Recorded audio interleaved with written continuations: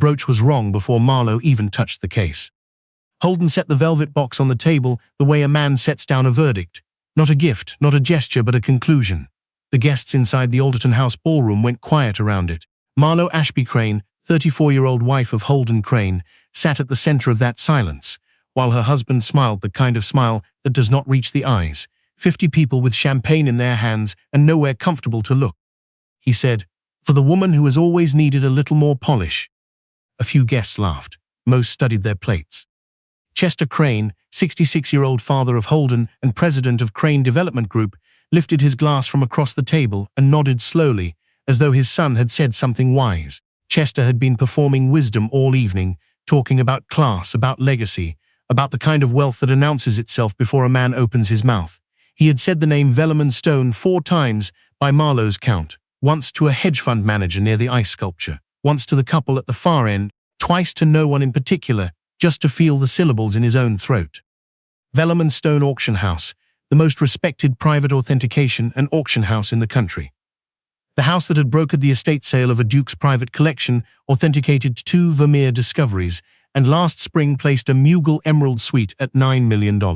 Chester had been maneuvering for an introduction to ownership for 2 years. He described the relationship he didn't have, with the confidence of a man who had never been told no clearly enough to believe it. He had no idea that Marlowe had been listening to him say the name of her own company all night. She opened the case. Inside was a brooch, Georgian era in style, a starburst of old-cut stones in silver-topped gold. Beneath it, folded in thirds, a certificate of provenance. Cream paper, formal letterhead, a seal pressed into the lower corner in Velleman Stone's colors. Holden said, "Entered by the best house in the business. Even Chester's connections couldn't get that done." Chester beamed. Marlowe smoothed the certificate open and read it with the unhurried attention of a woman who had been reading these documents since she was 22 years old. The date format was wrong. Velleman Stone had restructured its authentication numbering system in 2019, the year Marlowe bought out the company's last remaining partner and rebuilt the certification process from its foundation. The certificate carried the old 6-digit ID sequence, the format used on every document issued before the restructure. Anyone outside the house would not have known the difference. Most people inside it would not have remembered. Marlowe remembered everything.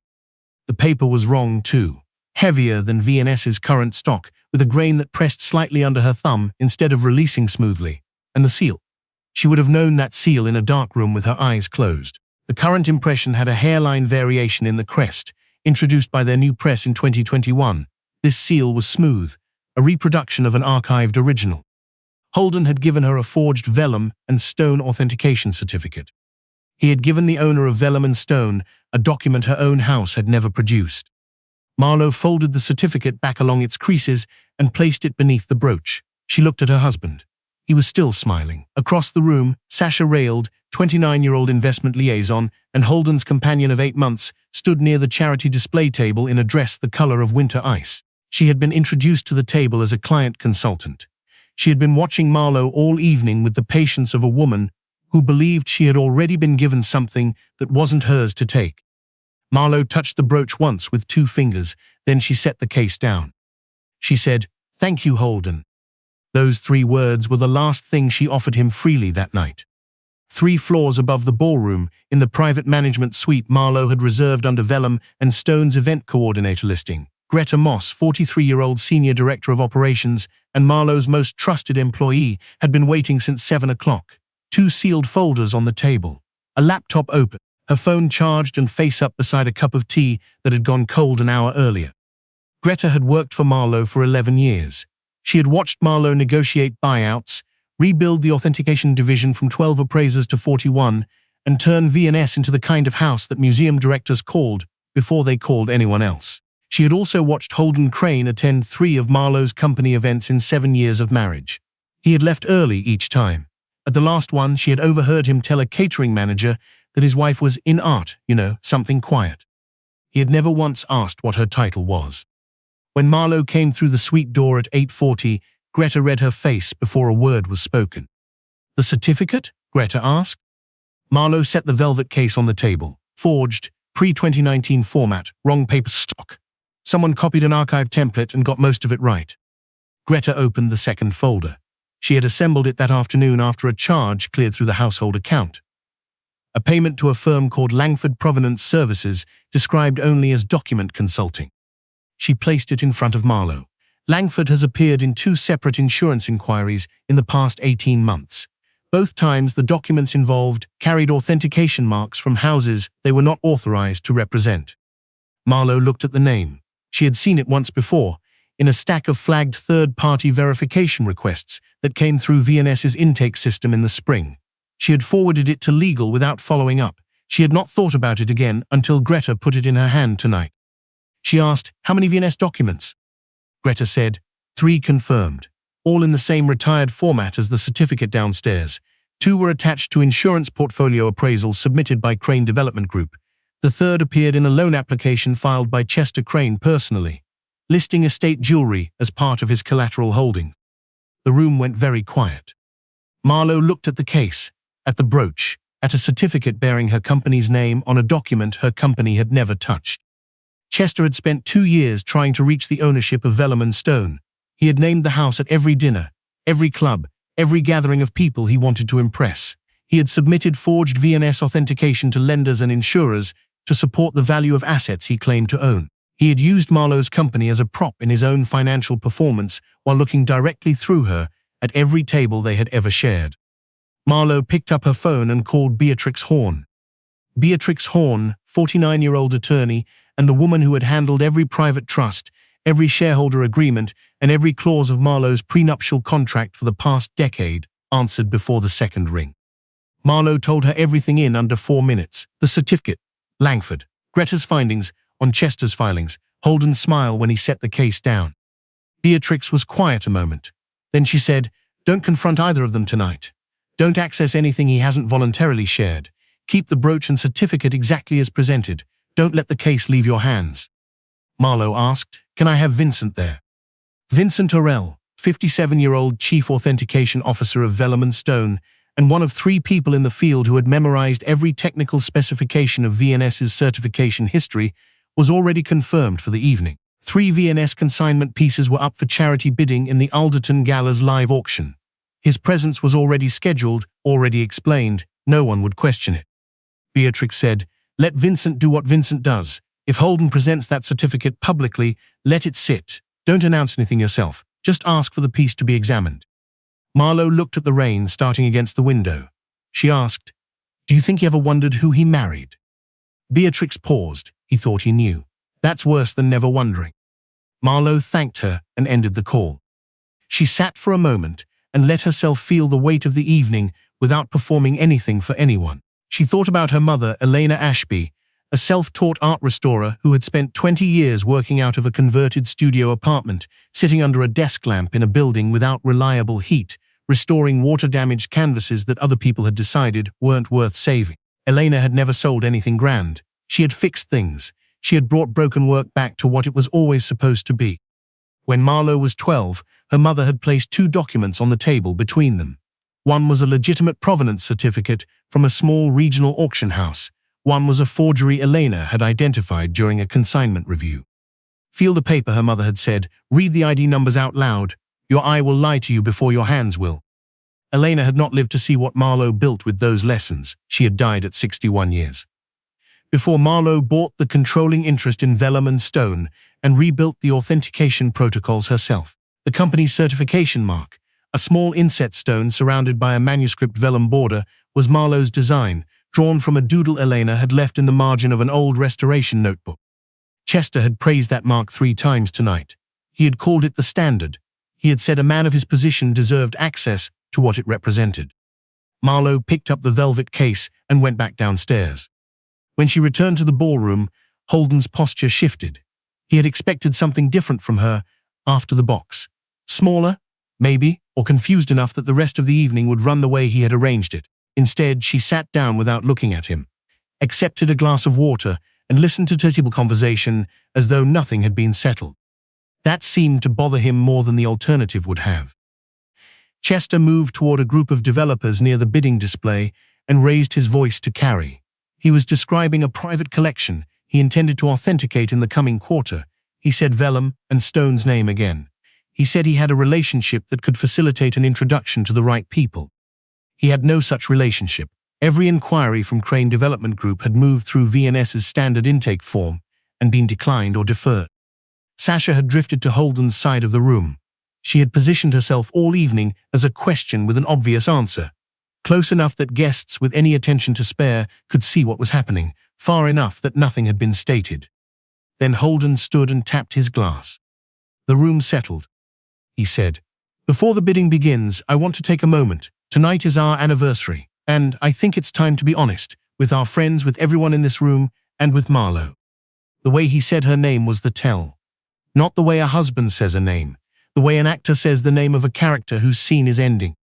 He said, "Marlo and I have grown apart. I think we both know it. I'm asking, in front of the people who matter, to move forward separately. I need a partner who understands what I'm building." He did not look at Sasha. He didn't have to. Several guests were already looking there for him. Chester put down his fork. He watched from across the table with the satisfaction of a man reviewing a plan that was going correctly. Marlo sat with her hands folded and gave Holden nothing. No tears, no reach for arm, no shaking voice. Then she said quietly, "Before I respond, may I have the brooch examined?" Holden laughed, short and careless. "If it makes you feel better." Chester waved a hand. "It's a generous gift. I'd think the gesture matters more than the paperwork." Marlo looked at Chester when he said that. Something moved through her expression. Not anger, not satisfaction. Something older and quieter. Then she turned toward the bidding table. Vincent Aurel was already watching her. What happened in the next 6 minutes would be discussed in certain professional circles for years. Vincent approached the table with his authentication case, the same black leather case he carried to every engagement. He put on white cotton gloves with the unhurried attention of a man who understood that speed was the enemy of accuracy. The room did not resume its noise. Holden said, "The certificates from Vellum and Stone, so this should be brief." Vincent did not respond. He lifted the brooch from its velvet setting and placed it under his loupe. He examined the stone cuts, the setting, the hallmark stamped on the underside of the mount. Then he unfolded the certificate and read it fully. His expression did not change. He opened VNS's secure authentication registry on his tablet and entered the certificate's ID number. He waited. The system returned nothing. He placed the certificate flat on the table. He pressed his thumb to the paper's edge, not reading it, testing it. Holden's smile had been dropping by degrees since the gloves went on. By this point it was nearly gone. Vincent said, "I can speak only to what I can determine from this table, but I can tell you with confidence that this piece was not authenticated by Vellum and Stone Auction House. The certificate carries our name. The format predates our current certification system by at least 6 years. The registration number does not exist in our records. The seal is a reproduction, not an original impression from any of our presses." The silence that came after was the kind that fills space completely. Chester stood from his chair. "That is impossible. My son procured this from a licensed provenance firm." Vincent said evenly. "Then the firm provided him with a document that does not represent us. That is not an error originating from Vellum and Stone." Holden raised his voice. "There could be a records issue. With older pieces, these things." Vincent said, "The certificate was not issued years ago. The paper composition is recent. Someone created this document to resemble an archived Vellum and Stone authentication. We did not produce it." Marlo said, still seated, still quiet, "Who introduced you to Langford Provenance Services, Holden?" The name landed differently than anything else she had said that night. She watched his face when he heard it. He went still, and that stillness told her everything the investigator's report had already suggested, and a few things it hadn't. His eyes moved to Sasha and then sharply away. Sasha had taken 2 steps back from the table. She was looking at her phone. Beatrix, seated near the side wall with a glass of water and her legal folder already open, typed something and sent it without looking up. Chester Crane left the Alderton house without finishing a conversation. The developers he had been courting, the insurers he had been cultivating, the men who had nodded along to his Vellum and Stone name-dropping. They watched him walk to the coat check with the careful expressions of people quietly revising their assessments. The legal consequences arrived faster than Chester expected. VNS's risk division confirmed within 72 hours what Greta had found. 3 documents in Chester's financial filings carried the same forged authentication format as the brooch certificate. 2 had been submitted to insurers as part of an asset portfolio valuation. 1 had supported the collateral basis for a line of credit extended to Crane Development Group the previous year. None of the pieces listed on those documents had ever entered Vellum and Stone's authentication rooms. The lender placed Crane Development's credit under review. An insurance carrier requested a full audit. 2 pending transactions quietly stalled while the firms involved waited to understand what they were standing on. Marlowe did not hold a press conference. V&S released a statement confirming the house was cooperating fully with all relevant inquiries and had never issued the documents in question. Beyond that, Marlowe said nothing publicly. That silence was the thing Holden could not manage. He called 7 times before Beatrix sent the formal redirect. He appeared at V&S's main building on a Thursday morning and was met at the lobby entrance by Greta and a security officer, both polite, neither of whom let him pass the reception desk. He left a message asking for 10 minutes. She gave him 10 minutes 3 weeks later, in the building's ground floor atrium, with Beatrix visible 2 tables away, the full conversation open to anyone passing through.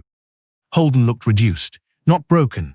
Men like Holden did not break clearly, but diminished, like a room that looks smaller once the borrowed furniture is returned. He said, "I didn't know about V&S, about any of it, if I had known who you were." Marlowe said, "That's the problem, Holden. You knew exactly who I was. You decided it wasn't worth knowing more." He said, "I made a mistake." She said, "A mistake is a wrong turn. You planned this for months. You brought her to our anniversary dinner. You stood up in front of people we know and said I wasn't what you need.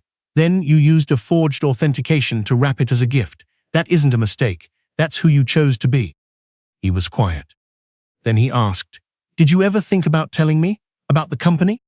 She looked at him and let herself remember honestly. The 2nd year of their marriage, sitting across from him at the kitchen table, a B&S acquisition report open in front of her. Holden had come in from a call and glanced at the papers and said, "You and your art stuff with no cruelty in it at all," which was the thing that had stopped her. He hadn't been dismissive because he was mean. He had been dismissive because he had genuinely seen nothing there worth the question. She said, "I thought about it many times, but every time I got close, something you said reminded me you weren't asking who I was. You were deciding who I was allowed to be." He looked at the floor. The divorce settlement took 9 weeks. The prenuptial agreement Holden had signed without careful reading, because Marlowe had properly disclosed her assets at the time, and he had assumed the disclosures were modest, held entirely. He had no claim to any of it. The infidelity clause Beatrix had quietly insisted on, in the original document, made the terms clear and unfavorable in ways he had not thought to anticipate when he signed. Sasha did not come through it intact either. A message forwarded by an Alderton guest, who had overheard her in the coat check afterward, saying Marlowe had clearly never belonged in that room anyway, moved through a professional network faster than anyone expected. Her firm placed her on administrative leave. 2 independent client relationships she had been building dissolved inside a month. She had wanted the world she believed Holden represented. She had never stopped to ask whether Marlowe was the one holding that world up. 7 months after the Alderton Gala, Vellum and Stone launched the Ashby Collection, a curated annual auction of restored works sourced from overlooked private estates, unrepresented artists, and pieces that had spent decades in storage because no one had taken the time to look at them carefully enough. The name was not explained in the press materials. Those who knew Marlowe understood it without being told. The launch was held in V&S's main gallery space. 41 pieces, each accompanied not by provenance pedigree or interest valuation, but by a restoration record, what the work had been through, what it had survived, what it had been before someone put in the hours to find out. Marlowe stood near a small landscape painting at the back of the room. Not the most valuable piece in the collection, not the one most guests stopped at first. A pastoral scene in muted greens and greys, nothing spectacular at first glance. Her mother had found it in an estate box in 1997. Elena had spent 4 months restoring it. She had never sold it. It had sat in Marlowe's office since the week after she died. Tonight it had a wall. People were stopping in front of it and staying longer than they expected to. Greta appeared at her side. The Ashby lots cleared faster than any comparable launch we've run, every piece. Marlowe kept her eyes on the painting. Good. The Fellowship Fund opens enrollment tomorrow. The endowment had been finalized that afternoon, a fund for early career authenticators and conservators without institutional backing, prioritizing candidates who had learned the work the way Elena had learned it, in tight spaces, under poor light, because they loved what they were looking at and couldn't stop. Beatrix came to stand beside her. The final papers filed this morning, everything is settled. Marlowe understood what she meant. She felt it the way she always felt completed things, not with relief or triumph, but with the specific quiet of something heavy that has been set down in exactly the right place. She had loved Holden at the beginning, not the Holden who had stood up in the Alderton ballroom to make a room of people watch her. The earlier one, the one who had once stayed late at a gallery opening because she was explaining a painter's technique, and he had seemed for a short while to actually want to understand. That version had been real. She didn't need to revise it to be done. She had hidden what she was because she wanted to be known first as a person, not as a company. That instinct had come from Elena, and she didn't regret it. She only understood now that the hiding had protected the wrong things. It had made the wrong people comfortable. She would not do it again. Vincent came to find her near the end of the evening, carrying a glass of water and wearing the expression he always wore when an authentication had resolved correctly. Not triumph, just the settled certainty of a man who trusted the process. He said, "The Ashby work is some of the best we've ever put on a wall." Marlowe looked at the landscape. "I know," he said. "Your mother would have liked where it's hanging." She smiled. Not for the room, not for the evening, not for anyone watching, just for herself and for whatever was left of Elena Ashby in the brushwork of a painting that had waited 30 years for a wall where someone would actually slow down. She touched the small authentication label beside the frame, the inset stone, the vellum border, her mark, her design, her house. Holden Crane had stood in a ballroom and told a room full of people she was not what he needed. He had handed the owner of vellum and stone a document her own house had never signed. He had spent an evening bragging about a reputation that had always been hers. And the woman he had tried to leave smaller than he found her had spent the 7 months since building something that didn't need his name, his approval, or his understanding of what she was worth. Only the work, and the wall, and the people who stopped long enough to look. Real value doesn't announce itself, it endures. If this story reminded you that the most expensive mistake a person can make is underestimating a quiet woman, subscribe to Broken Oath Tales for more, and leave a diamond in the comments if you believe that loyalty, patience, and the truth always outlast the people who mistake them for weakness.